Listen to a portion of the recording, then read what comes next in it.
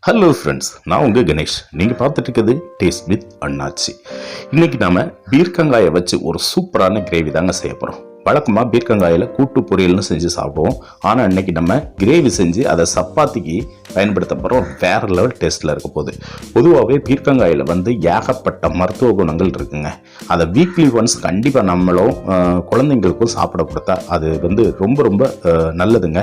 அந்த பீர்க்கங்காயை வச்சு இன்றைக்கி இந்த அருமையான சுவையான கிரேவியை எப்படி செய்யலான்னு இந்த வீடியோக்குள்ளே போய் பார்க்க போகிறோம். கண்டிப்பாக நான் சொல்கிற மெத்தட் படி செஞ்சு பாருங்கள், நீங்கள் அசந்து போவீங்க. அந்த அளவுக்கு டேஸ்ட் இருக்கும். ஓகே ஃப்ரெண்ட்ஸ், இந்த வீடியோக்குள்ளே போய் இந்த அருமையான பீர்க்கங்காய் கிரேவியை எப்படி செய்யலான்னு பார்க்கலாம். அதுக்கு முன்னாடி நம்ம சேனலை சப்ஸ்கிரைப் பண்ணாதவங்க ப்ளீஸ் சப்ஸ்கிரைப் பண்ணி கண்டிப்பாக சப்போர்ட் பண்ணுங்கள், லைக் பண்ணுங்கள், ஷேர் பண்ணுங்கள். இப்போ நம்ம வீடியோக்குள்ளே போகலாம்.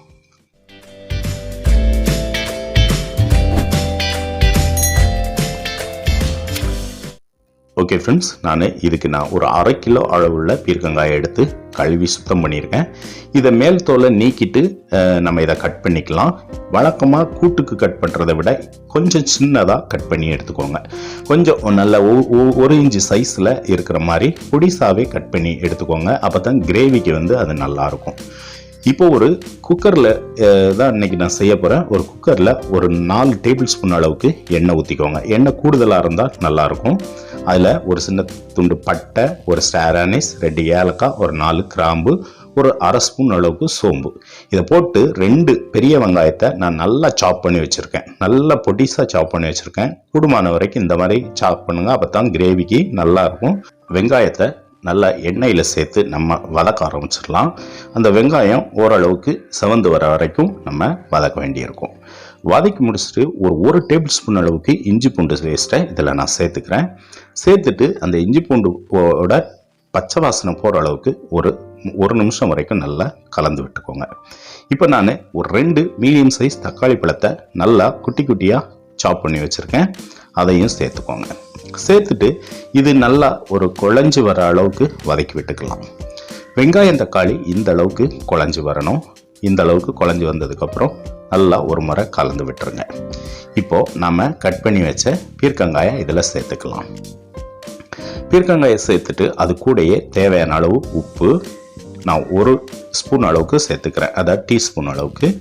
ஒரு 1/4 டீஸ்பூன் அளவுக்கு மஞ்சப்பொடி, ஒரு டீஸ்பூன் அளவுக்கு மிளகாய் வத்தப்பொடி, ஒரு 1/4 டீஸ்பூன் மல்லிப்பொடி, அப்புறம் 2 டீஸ்பூன் அளவுக்கு காஷ்மீரி சில்லி பொடி.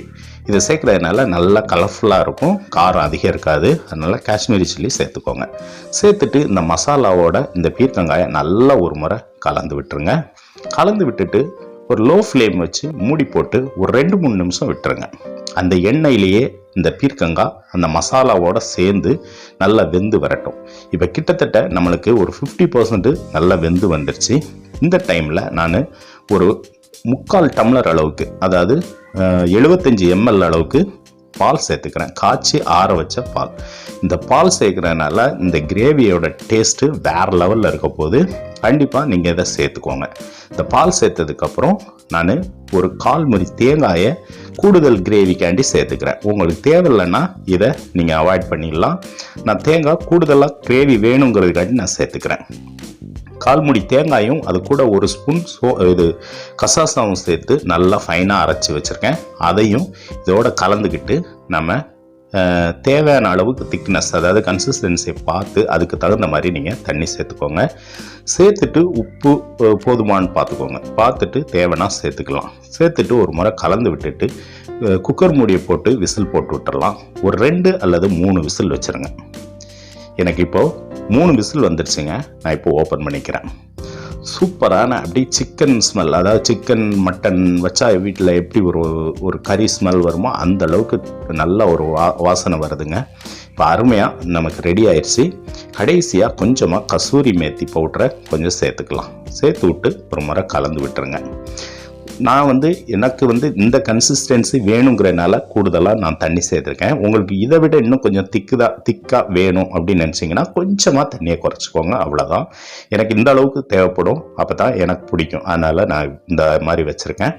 இந்த பீர்க்கங்காய் கிரேவி நீங்கள் வச்சு பார்த்துட்டிங்கன்னா, ஒரு டைம் வச்சு பார்த்துட்டிங்கன்னா திரும்ப திரும்ப வைப்பீங்க, இல்லை வீட்டில் வைக்க சொல்லுவாங்க. அந்த அளவுக்கு இது டேஸ்ட்டாக இருக்குங்க.